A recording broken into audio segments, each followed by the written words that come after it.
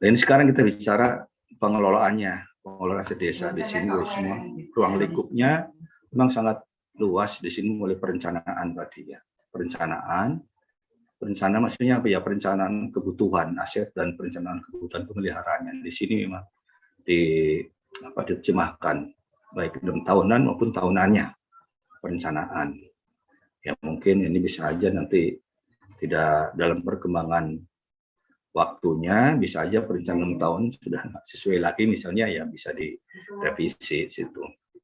Kemudian dari 6 tahunan tadi diturunkan di tahunannya, baru dilakukan pengadaan gitu. Ya, semua pengadaannya nanti prinsipnya kalau di desa itu swakelola prinsipnya. Ya, prinsipnya semua pengadaan di desa itu swakelola. Tapi kalau ada yang tidak bisa swakelola, baru melalui penyedia. Nah, itu. Prinsipnya semua kegiatan di desa itu swakelola. Ini semua. Jadi setelah pengadaan barulah aset desa ini akan diperuntukkan ya. Penggunaannya ditentukan dulu. Digunakan untuk mendukung penyelenggaraan pemerintah desa ke kiri di situ. Kemudian yang tidak dapat digunakan lagi untuk penyelenggaraan desa, ini yang ke kanan. Jadi kalau untuk digunakan dengan pemerintah harusnya dibuatkan surat status penggunaannya. Ini Pak Kepala Desa yang menetapkan penggunaannya, bahwa ini digunakan buat kegiatan pemerintahan di desa. Jadi penggunaan di situ, ya. Kemudian dari yang digunakan asetnya tentunya perlu diamankan di situ tadi. Ya, next. Jadi pengamanan di situ tadi sudah secara administratif maupun secara secara fisik. Ya. Oke. Sorry sebelumnya. Sorry. Nah ini tadi belum. Kemudian untuk aset desa tadi mungkin dalam rangka optimalisasi, istilahnya optimalisasi aset ya, daripada tidak digunakan untuk penyelenggaraan pemerintahan desa, ini bisa dimaksimalkan nih asetnya untuk menambah nilai PAD, pendapatan asli desa. Itu bisa bentuk pemanfaatan ya, bisa juga bentuknya pemindah tanganan. Kalau pemanfaatan nanti bentuknya bisa sewa, pinjam pakai, kerjasama pemanfaatan, BSG, BGS, apa itu BSG, BGS, BSG bangun serah guna, BGS bangun guna serah, sama seperti di pemerintahan kabupaten atau provinsi atau di Pemda, sama seperti ini.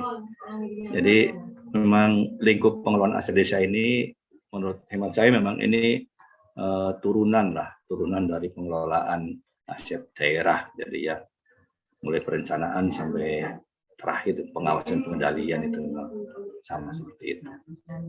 Kemudian tadi untuk yang apabila tidak lagi digunakan bisa juga dilakukan penghapusan. Nah, tentunya dengan syarat dan ketentuan berlaku di situ untuk penghapusan. Ya. Nah, karena apa? Yaitu penghapusan karena memang beralih kepemilikan. Ya. Kemudian bisa juga ini kan kepemilikan. Kemudian juga pemusnahan. Memang nggak punya nilai lagi, ya udah musnahkan, ya nggak punya manfaat lagi, nggak punya nilai ekonomis. Sebab lain, misalnya kecurian, ya, kecurian, ada kebakaran dan sebagainya. Ini kadang-kadang saya pernah ditanya sama desa itu dari Pak Kades, Pak, ini gimana Pak? Laporannya nyatet ini aset yang kembali dibeli, aset apa? Hilang, gimana Pak cara laporannya? Seperti itu ya. Tentunya lapor dulu ke pihak berwajib. Jadi setelah sekian ini tidak ada, memang ada yang mengembalikan betul-betul hilang asetnya, ya baru itu. Kalau kas kan lapor aja, ada kerugian ya. Kalau aset tetap atau aset lain baru tadi dihapus ya. Itu ya semua. Kemudian pemindah tanganan juga bisa melalui tukar menukar ya, bisa antar desa atau antar pihak. Ini tukar menukar di sini hanya bisa dilakukan untuk tanah atau bangunan ya. Kalau penjualan di sini ya, maksudnya aset-aset selain tanah bangunan lah dijual di situ, di desa. Ya. Kemudian penyertaan modal ini juga bisa tanah bangunan. Maksudnya kemana di sini penyertaan modal kepada BUMDes ya. Ya, ini coba perhatikan semua penyertaan modal ini mungkin masih ditemukan ya. Desa ini menyerahkan bangunan atau apa atau pinjam atau apa kepada BUMDes. Itu BUMDes numpang ya istilahnya, atau pinjam atau memang digunakan untuk BUMDes bangunannya. Padahal dibangunkan oleh desa. Nah ini masih kecatat di asetnya desa. Tentunya di sini harus diformalkan aja dalam bentuk penyertaan modal. Tapi ya untuk penyertaan modal juga harus dipenuhi juga syaratnya. Ada perdesnya dulu, dibuatkan peraturan desa ya tentang penyertaan modal pada BUMDes tersebut. Nanti bisa berupa uang atau berupa barang atau bangunan ini. Nah itu bisa. Jadi haknya memang berpindah kepada BUMDes kalau memang sudah diserahkan sebagai penyertaan modal. Next, Pak Sigit. Kemudian berikutnya di sini memang alurnya Bapak semua tadi kan ada pengelola aset ya, mulai dari KAUR ya, kemudian Sekdes, kemudian Pak Kepala Desa. Di sini memang Pak Kades ini sebagai pemegang kekuasaan pengelolaan aset desa. Di samping itu juga terkait ketentuan lain terkait Kemendagri pengelolaan keuangan desa, keuangan. Pak Kades juga sebagai pemegang kekuasaan pengelolaan keuangan desa. Ya.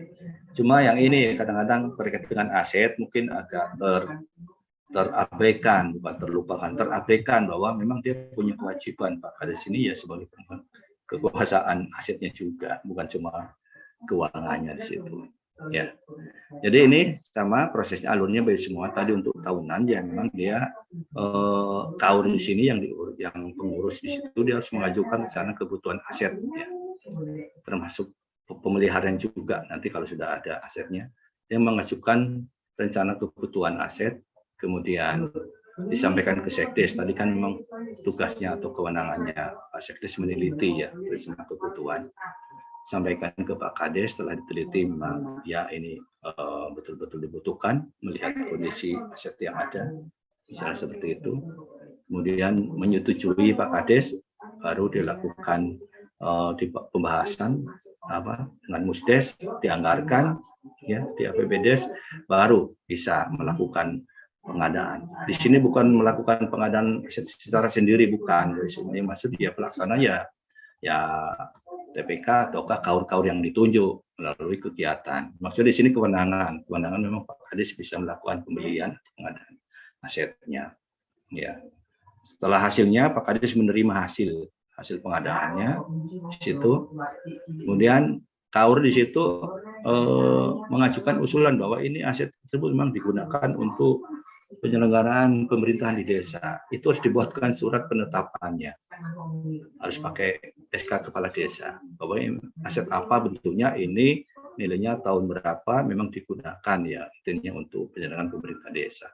Ini dibuatkan ya. Berdasarkan tadi hasil aset yang dibeli ya. Kemudian setelah KAUR itu mengajukan usulan, sebelumnya di situ Pak Sekretaris tadi ya, seperti saya sampaikan di depan, yang meneliti usulan tersebut.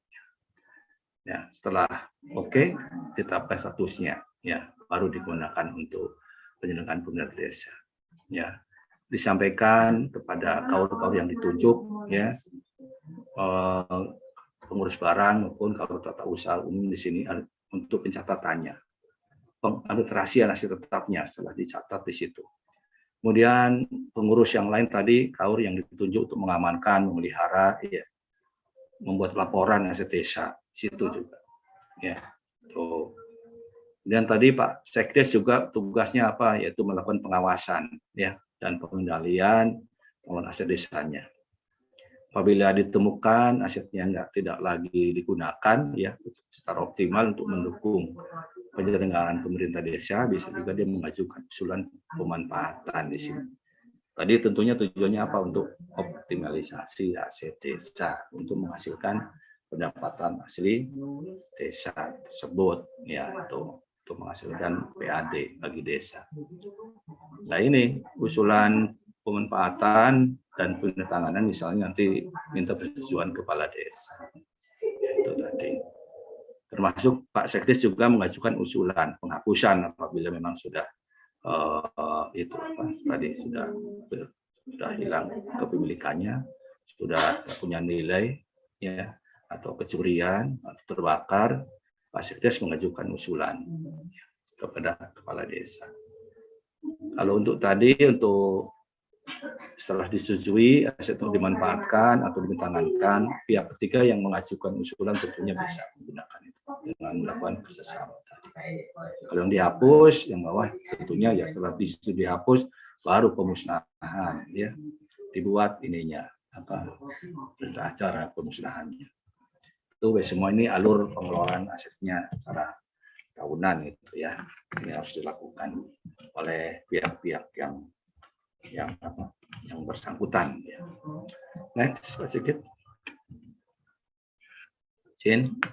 Ini secara detailnya bagi semua ya terkait tahapan tadi untuk perencanaan itu memang ya secara singkatnya yaitu kegiatan sistematis ya untuk merumuskan berbagai rincian kebutuhan desa. Ya apa saja sih dengan melihat kondisi aset yang dipunyai oleh desa baru merencanakan rencana kebutuhan aset dan rencana kebutuhan pemeliharaan. Jadi dipetakan untuk memberikan dukungan yang maksimal untuk penyelenggaraan pemerintahan desa. Ini harapannya itu tujuannya juga berikutnya memberi manfaat sangat besar bagi masyarakat. Itu dengan melihat ketersediaan anggarannya, optimalkan anggaran yang dimiliki oleh pemerintah desa. Oke, misalnya tahun ini kita kemarin banyak kejadian misalnya COVID misalnya itu banyak yang meninggal, wah butuh ambulan misalnya seperti itu ya, baru direncanakan seperti itu bisa. Itu untuk perencanaan prinsipnya semua memang dibuat ya dituangkan dalam RPJM desa dan kebutuhan untuk 6 tahun itu nanti dituangkan secara detail ya dalam tahunan dimasukkan ke dalam RKP desa. Nah ini mungkin nanti harus dijadikan perhatian juga bagi pemerintah desa. Selain nyusun untuk rencana pengelolaan keuangan 6 tahunan maupun di tahunannya juga aset desanya juga ya dilihat. Kalau tidak direncanakan ya seharusnya tidak dilakukan pengadaannya di tahunan itu ya tidak dimasukkan ke dalam APBDes ya, kalau memang tidak direncanakan di dalam rencana kebutuhan tahunan tersebut. Next. Itu untuk perencanaan ya kebutuhan. Kemudian yang berikutnya terkait pengadaan tadi kan berikutnya intinya pengadaan ya kegiatan untuk memenuhi kebutuhan barang tersebut dalam rangka penyelenggaraan pemerintahan desa. Tadi seperti disampaikan di depan prinsipnya sih semua pengadaan di desa adalah swakelola. Jadi artinya memang swakelola oleh para perangkat desa atau keuangan yang ditunjuk sebagai pelaksana kegiatan di desa. Tentunya juga harus mengutamakan peran serta masyarakat ya dengan sumber-sumber daya yang ada di lokal desa di situ. Misalnya untuk bangunan, untuk apa ya menggunakan bahan-bahan material setempat ya tujuannya itu. Ya. Kemudian apabila tidak bisa dilakukan secara swakelola baru ya dilakukan melalui penyedia, bisa sebagian, bisa seluruhnya. Ya. Contoh di sini kalau ada sebagian bisa aja. Misalnya desa ini pernah saya temui melakukan pembangunan gedung olahraga yaitu ya intinya swakelola desa memang pengurus atau perangkat pelaksana kegiatannya memang dia dengan meminta tukang untuk menggambar desain dan sebagainya ya di desa intinya untuk bangun bisa, tapi begitu untuk pengadaan atapnya dia nggak sanggup ya, itulah bisa melalui penyedia. Atapnya apa rata-rata mungkin harus pakai spandek misalnya kalau untuk gedung olahraga kan nggak mungkin ya dia harus keluar dari lokasi desanya. Nah itu bisa dilakukan melalui media seperti itu. Jadi kalau nilainya tentunya sesuai ketentuan ya, sesuai ketentuan. dan syarat-syarat ya maksudnya apa. Untuk proses tata cara pengadaan di sini juga harus dituangkan terlebih dahulu dalam ini peraturan kepala daerah ya, peraturan bupati atau wali kota. Karena ini jadi acuan bagi pemerintah desa untuk melakukan proses atau tata cara pengadaan barang jasanya. Tentunya juga yang enggak kalah harus diperhatikan itu peraturan LKPP semua. Jadi memang LKPP juga ikut mengatur next Pak Sigit untuk pengelolaan pengadaan untuk pengadaan barang di desa memang ikut juga. Tapi prinsipnya ya harus lebih sederhana daripada di pemerintahan ya. Prinsipnya memang lebih dimudahkan prosesnya di desa itu, tidak serumit ya. Juga para pelakunya nggak harus mesti lulus sertifikasi barang jasa gitu ya. Makanya seperti itu di desa dimudahkan sekali. Jadi next berikutnya, jadi memang ada yang harus diperhatikan dalam aturan di Pergub tadi, itu tadi terkait perka ya, peraturan kepala KPP di sini akhir yang 12 tahun 2019 ya. Ya ini harus diperhatikan lah di sini bagaimana tata caranya untuk melakukan pengadaan barang jasanya. Jadi ini pengadaan barang jasa ini bisa aja sebagian dari kegiatan swakelola, bisa juga dari kegiatan tadi melalui penyedia, seperti itu bisa. Jadi ini pengadaan materialnya seperti itu, misalnya seperti itu ya. Jadi diatur di sana memang untuk pengadaan yang sampai dengan 10 juta ya pelaksana atau KAUR itu langsung beli langsung ya. Tentunya ya ikut nawar juga, nawar ke tokonya ya, biar dapat harga yang murah ya dan sesuai dengan batas maksimal di anggarannya seperti itu. Ini yang memang nilainya sampai 10. Kemudian untuk yang di atas 10 sampai 200 ya ini bisa permintaan penawaran ya. Di pemerintahan kabupaten itu kan bisa aja pemilihan langsung atau seperti itu ya. Nah itu bisa seperti itu. Kalau di desa ya udah minta penawaran aja dari 2 atau 3 sumber ya, baru dinegosiasi ya. Yang termurah lolos syarat speknya kebutuhannya dipenuhi ya bisa dipilih. Kemudian yang di atas 200 baru nih lelang. Lelangnya juga nggak serumit lelangannya di pemerintah ya, tapi intinya ya proses lelang. Ini mungkin yang perlu diperhatikan, yang harus didetailkan di dalam peraturan bupatinya tentang pengadaan barang jasa di desa. Jadi ini acuan aja bagi semua di LKPP hanya acuan. Secara teknisnya diatur lebih lanjut, harus diatur lebih lanjut dalam peraturan kepala daerah tentang tata cara pengadaan barang atau jasa di desa. Next. Jadi itu ini gambaran sikanya tadi sudah saya sampaikan, memang untuk pembelian langsung intinya pelaksanaan di sini KAUR ya langsung beli ya untuk satu toko misalnya, langsung aja dia negosiasi cari yang dapat harga yang murah. Misalnya ini terkait dengan pelakon anggaran yang ada di RAB ya, kalau ketinggian kan nggak bisa masuk ya, tuh. Jadi melihat itu juga dalam proses tawar menawar.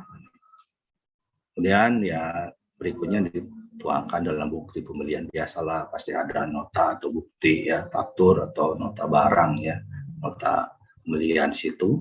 Kemudian nanti disetujui dibawa sama kasih KAUR-nya sebagai pelaksana kegiatan yang mengetahui di sana. Kemudian buktinya itu nanti dituangkan dalam bentuk bukti pembelian ya. Ya, kalau nanti dicatat di aplikasi Siskudes nanti ya ini jadi bukti ini pendukung untuk kwitansi pembayaran kepada pihak toko atau penyedia di situ. Jadi yang nilainya sampai 10 ya langsung beli aja laksana kegiatan. Cuma prakteknya cuma kadang-kadang yang di atas 10 pun ya itu kadang-kadang langsung beli lah itu ya. Jadi itu mungkin yang perlu disampaikan kepada para pelaksana kegiatan di desa ya, ikuti dulu lah cara prosedurnya itu ya dipenuhi lah ya, nanti kalau dilihat sama auditor ya adalah dokumen untuk pengadaannya, walaupun pemilihan langsung.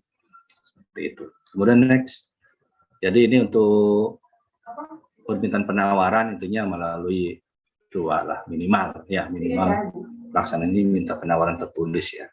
Tentunya kita minta ya sudah jelas apa yang kita minta, speknya, barangnya apa saja ya. Ke sana seperti itu. Dilampirkan juga ya.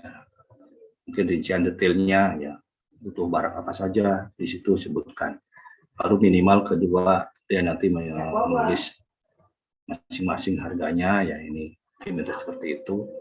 Baru nanti apabila dari 2 itu ada yang lulus lebih dari 1 dinego ya, intinya negosiasi ya, cari yang murah. Kalau lulus 1 ya tetap dinego ya, baik lulus 1 maupun lulus 2 ya tetap dinego lagi. Inilah mudahnya ya kalau di desa ya. Kalau di kabupaten atau di Pemda kan nggak boleh setelah lulus itu ya. Jangan kalau apalagi lelang seperti itu. Permintaan penawaran ya seperti itu untuk di desa sangat-sangat dimudahkan. Kemudian baru hasil negonya dibuatkan berita acara negosiasi. Ya ini kadang-kadang juga kelupaan atau jarang dibuat secara tertulis ya. Ya mungkin ya karena itu tadi sebagian besar memang langsung beli ke satu penyedia, jadi nggak kepikiran lah istilahnya, kepikiran untuk buat ini walaupun negosiasi.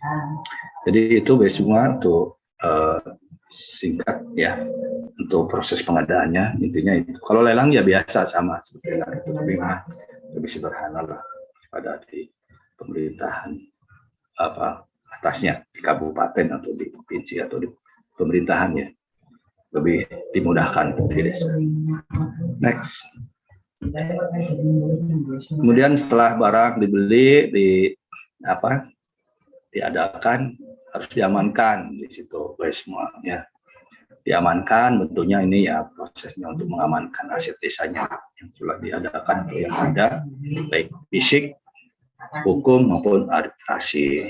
Tadi kalau administrasi berarti dia catatan atau pembukuan dalam buku inventaris, itu bentuknya pengamanan itu. Kemudian juga dilakukan inventarisasi 5 tahun sekali ya, untuk melihat juga kondisinya apakah masih baik bisa digunakan ataukah sudah rusak ya. Misalnya hanya barang aset yang sudah dibangun berupa jalan desa, saluran atau tiba-tiba kena banjir, kena bencana, udah gak jelas, hilang. Nah, tentunya hasil inventarisasi harus bisa menyimpulkan itu. Tentunya seperti itu harus diapakan kebijakannya di situ. Nah, itu guys semua. Kemudian pelaporan dan penyimpanan dokumen kepemilikan ini harus disimpan dengan sebaik-baiknya. Ya sertifikat tanah, kemudian ya surat-surat kendaraan, ya BPKB itu tentunya juga harus disimpan oleh pengurus di situ. Jangan dibawa ke yang bawa motor dipegang, yang pegang motor misalnya kendaraan ya, STNK-nya aja diberikan kepada yang pegang atau ditetapkan untuk mengelola atau memegang motor atau mobil. BPKB-nya aja simpan oleh pengurus yang di situ. Diamankan ya dokumennya. Kemudian juga untuk fisik, ya ini tentunya untuk pengamanan fisik untuk mencegah terjadi penurunan fungsi barang. Di sini bisa kalau untuk bentuknya persediaan misalnya tentunya harus diamankan ya di tempat-tempat yang aman. Misalnya kemarin untuk ada bentuk ada vaksinasi misalnya disimpan, misalnya memang desa misalnya ini contoh aja melakukan pengadaan vaksin misalnya ya dimungkinkan ya bisa seperti itu, harus diamankan untuk mencegah ini agar tidak sampai rusak dan sebagainya. Atau barang-barang jenis lain, obat-obatan dan sebagainya misalnya kalau ada atau bibit atau yang lain pun misalnya ya harus di fisik, secara fisik harus diamankan, kasih tempat yang wajar, yang aman ya sehingga mencegah kerusakan, entah disimpan di gudang. Kemudian pengenalan fisik untuk tanah atau bangunan di situ bisa dipagar ya, atau pembuatan batas atau pembuatan papan nama, misalnya lapangan tanah, tulisin tanah ini milik desa apa, bla bla bla ya, sesuai sertifikat nomor berapa, misal seperti itu lebih baik ya.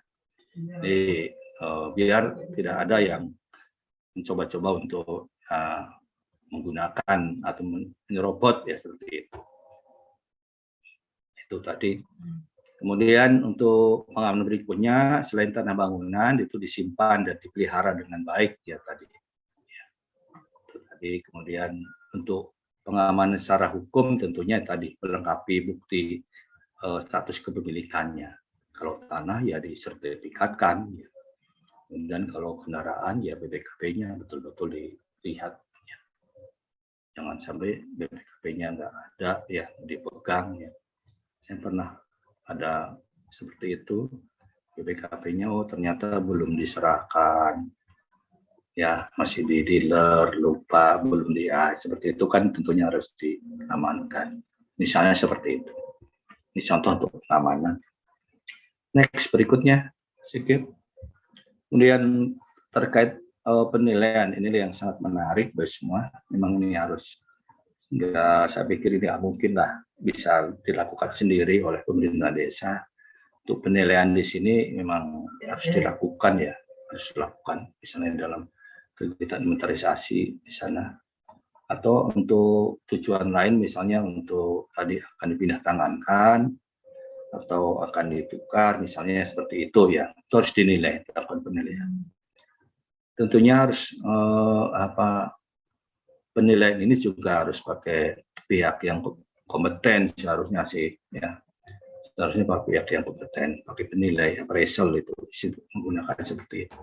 Kalau memang tujuannya tadi misalnya untuk pindah tanganan misalnya seperti itu, ini harus pakai appraisal ya. Tentunya ini juga harus difasilitasi dari pihak pemerintahan atasnya, kecamatan atau kabupaten kota yang menaungi desa tersebut. Ya. Jadi itu untuk penilaian. Ini memang tujuannya salah satunya juga ya untuk penyusunan laporan keuangan tadi melalui inventarisasi ya, harus dinilai. Kemudian juga kalau akan dimanfaatkan aset desa tersebut ya, ya itu bisa harus dilakukan penilaian terlebih dahulu. Ya. Itu terkait penilaian bagi semua, nanti memang harus detail ya, harus detail diterjemahkan di dalam peraturan kepala daerah tentang pengelolaan aset desanya. Kemudian yang berikutnya di sini memang dalam rangka optimalisasi aset desa, ini memang desa ini ada punya ya dikasih kewenangan lah untuk memanfaatkan istilahnya, memanfaatkan aset yang tidak digunakan ya, itu tadi. Next, jadi memang untuk dalam rangka optimalisasi aset ya itu agar bisa mendukung ya penyelenggaraan pemerintah desa, tujuannya untuk bisa menghasilkan PAD ya, tentunya ini desa bisa atau dimungkinkan untuk pemindah tanganan atau pemanfaatan ya. Kalau pemindah tanganan di sini ya bentuknya memang nanti bisa pelepasan hak kepemilikan asetnya di situ ya. Kalau pemanfaatan hanya untuk mendayagunakan aset desanya. Ini memang bisa dilihat dari tujuannya ya, bedanya semua. Kalau untuk pemindah tanganan memang tujuannya memang beralih ke pihak yang lain ya, pihak ketiga. Kalau pemanfaatan status kepemilikannya nggak berubah, masih milik desa itu. Ya. Itu kalau untuk pemanfaatan. Bentuknya kalau pemindah tanganan itu tukar menukar ya, tukar menukar. Ini tanah misalnya untuk bangunan tukar menukar. Kalau penjualan itu selain tanah, bangunan mungkin itu penjualan mungkin aset-aset yang lainnya. Kemudian juga tanah bangunan bisa juga untuk penyertaan modal pemerintah desa di BUMDes atau BUMDes kerjasama misalnya seperti itu. Ini bentuknya kalau untuk pemindahan. Kalau pemanfaatan itu bentuknya yaitu disewakan, ya, disewa. Sewa ini ya kalau disewa maksimal sewa aset di sini ya kalau sesuai ketentuannya 3 tahun, ya. Tapi dapat diperpanjang, itu ada kata-katanya dapat diperpanjang. Kalau pinjam pakai di sini selain tanah bangunan, ya. Kalau pinjam pakai, jadi lucu kadang-kadang. Pinjam pakai maksimal 7 hari di ketentuannya. Artinya apa? Ya selain tanah kan, tanah nggak mungkin dipinjam pakai selama 7 hari. Kemudian kalau KSP atau kerjasama pemanfaatan, di situ memang bisa didayakuni oleh pihak ketiga, misalnya aset tanah di sini biasanya aset tanah ya dikerjasamakan ya dengan pihak ketiga, nanti baru dengan membayar kontribusi ya pihak ketiganya di situ ya yang tetap ya di sana. Kemudian maksimalnya kalau kerjasama pemanfaatan di sini 15 tahun ya. Aturan seperti itu. Tapi sekali lagi dapat diperpanjang. Itu dia. Ada kata-kata dapat diperpanjang. Cuma nggak tahu batasnya berapa kali perpanjangannya. Cuma kalau yang normal kan perpanjangan ya sekali ya, kecuali untuk STNK atau SIM ya perpanjangan terus-menerus sampai tidak digunakan ya. Kalau KSP seperti itu. Kemudian untuk bangun guna serah atau bangun serah guna, situ jangka waktunya bisa sampai 20 tahun ya. Sekali lagi bisa diperpanjang, tapi syaratnya perpanjangannya harus polanya KSP, kerjasama pemanfaatan di situ ya. Jadi kalau kerjasama pemanfaatan di situ memang pihak ketiganya harus bayar kontribusi tetap ya, sesuai bayar kontribusi tetap ya, dan juga ada pembagian keuntungan dari kerjasama pemanfaatan tersebut. Ini kalau di KSP ya. Kemudian kalau bangun guna serah mungkin masih ada yang bedanya apa sih bangun serah guna ya. Biasanya berupa tanah desa karena nggak punya modal desanya, oke kerjasama sama pihak ketiga, manfaatkan tanah itu, di atasnya akan dibangunkan ya sarana atau fasilitas apa, entah untuk wisata, entah untuk dimanfaatkan yang lain misalnya seperti itu. Kalau bangun guna serah, pihak ketiga tersebut membangunkan dulu, kemudian dimanfaatkan atau digunakan oleh pihak ketiga tersebut. Setelah masanya habis, ya diserahkan kepada desa. Berikut aset-asetnya semuanya itu dikelola oleh desa.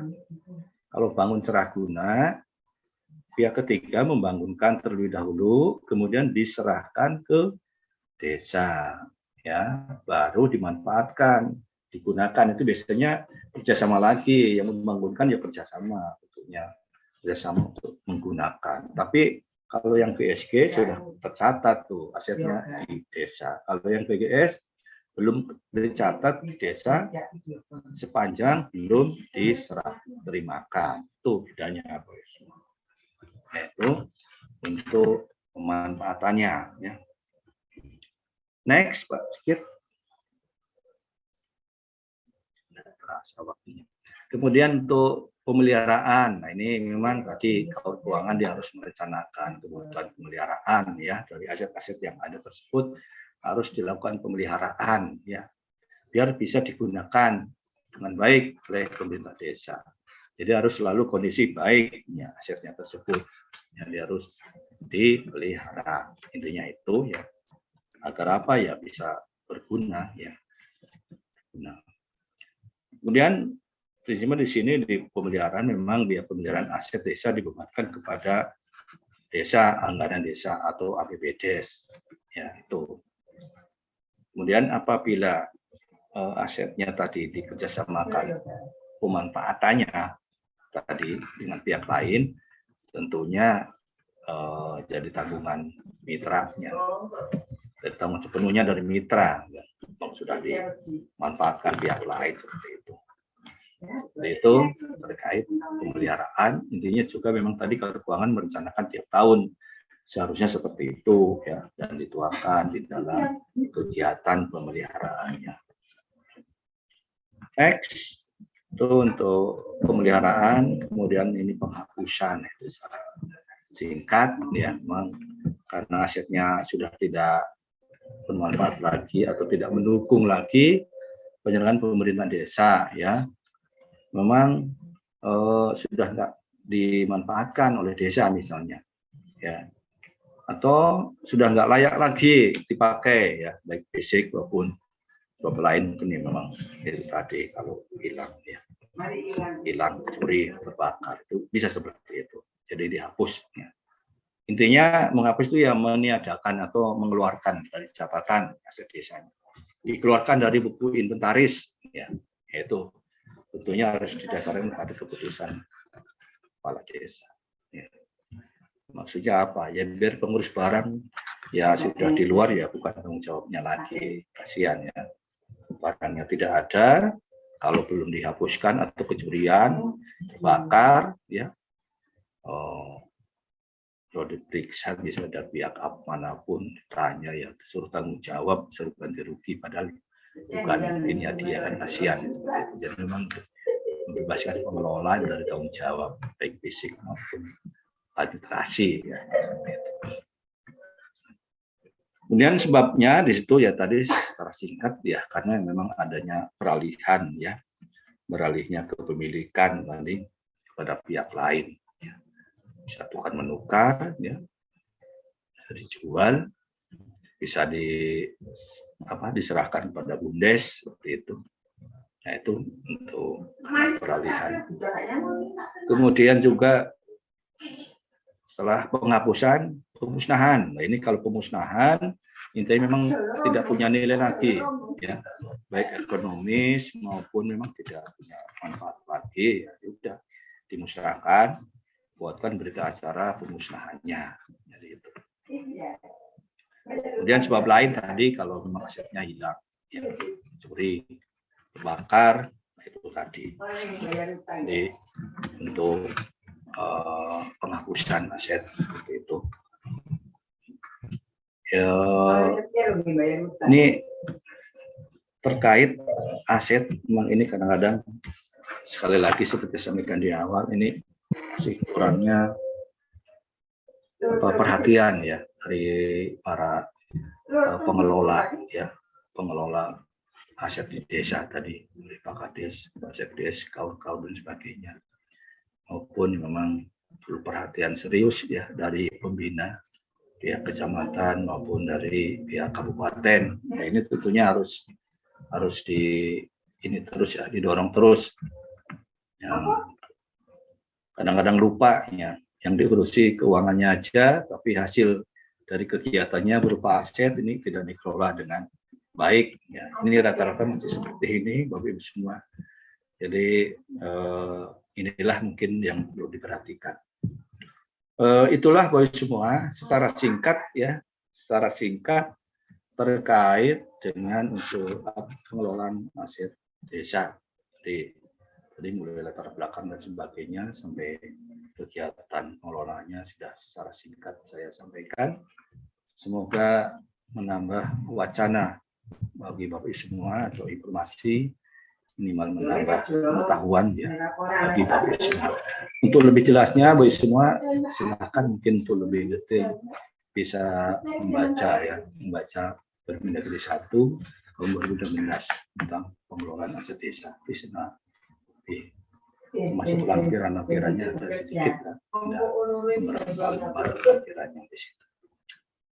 Kira-kira ini dulu yang bisa saya sampaikan. Berikutnya mungkin Pak Sigit akan melanjutkan ya Pak Sigit. Jadi sementara saya sudah kesepakatan dengan Pak Sigit. Ya, saya Pak, sampai terima di kasih. sini dulu. Terima kasih. Kita berbagi peran, Pak. Oke. Nanti kita lanjut dengan siapa tahu ada yang tanya jawab. Ada yang ya, sesi demikian. diskusi, Pak. Oke. Monggo Pak Sigit dilanjutkan. Terima kasih. Assalamualaikum warahmatullahi wabarakatuh. Waalaikumsalam warahmatullahi wabarakatuh. Matur nuwun Pak Watono. Ya. Ini saya tinggal melanjutkan saja ini. Sudah dikasih landasan yang bagus ini untuk take off ini.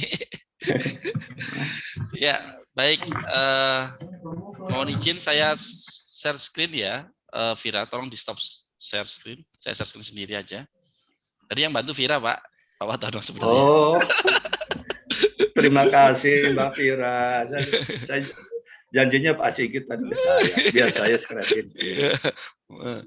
Ya, ini ada double meeting. Siap. Oke. Baik, saya lanjut. Mohon izin. Bapak Ibu yang kami muliakan, tadi yang disampaikan Pak Watono adalah dua dari topik pembahasan ini, Pak ya.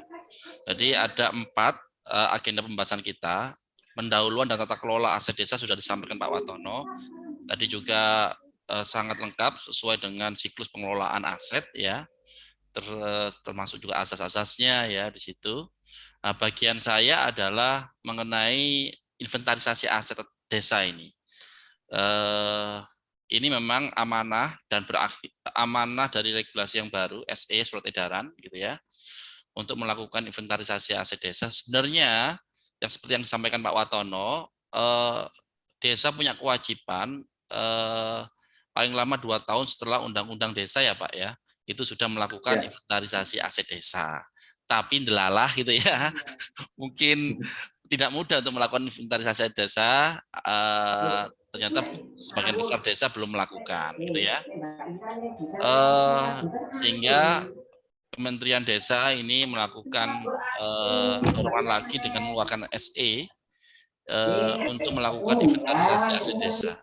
Mungkin sudah ya, untuk melakukan inventarisasi aset desa dan itu harus selesai pada bulan Desember 2021, Bapak Ibu. Ini kalau Desember sudah hitungan hari ini ya Pak ya, untuk melakukan inventarisasi aset desa. Bagi yang belum ya.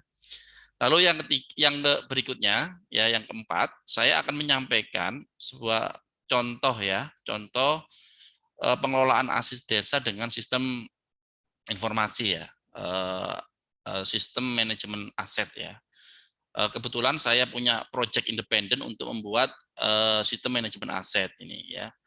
Dasar saya membuat sistem manajemen aset ini juga kombinasi antara di praktek di perusahaan dan juga di pemerintah terkait dengan inventarisasinya gitu ya. Jadi saya bangun sistem aplikasi, nanti saya tunjukkan ya Bapak Ibu ya. Sistem manajemen aset ini kalau pengelolaan barang desa itu kan, aset desa itu kan ada persediaan, ada aset tidak lancar ya, dan aset lainnya kan ya. Dalam sistem yang saya contohkan nanti itu tidak termasuk persediaan ya, karena persediaan tidak mengalami penyusutan. Saya masih membangun dalam konteks aset tetapnya ya, sama aset lainnya gitu ya, konstruksi dalam proses dan sebagainya. Nanti saya contohkan dan proses inventarisasinya sama seperti yang ada di pemerintah termasuk desa ini. Sebenarnya desa ini mengadopsi aturan dari pemerintah daerah ya. Itu lalu juga terkait dengan laporan yang dihasilkan juga sama. Jadi insya Allah desa bisa memahami sesuai dengan regulasi yang ada gitu ya, dengan melihat aplikasi ini gitu ya. Oke. Mau saya lanjut ke ini, ke inventarisasi. Belum, sebentar. Oke. Sebelum saya masuk materi pelaksanaan inventarisasi aset desa, mungkin perlu saya sampaikan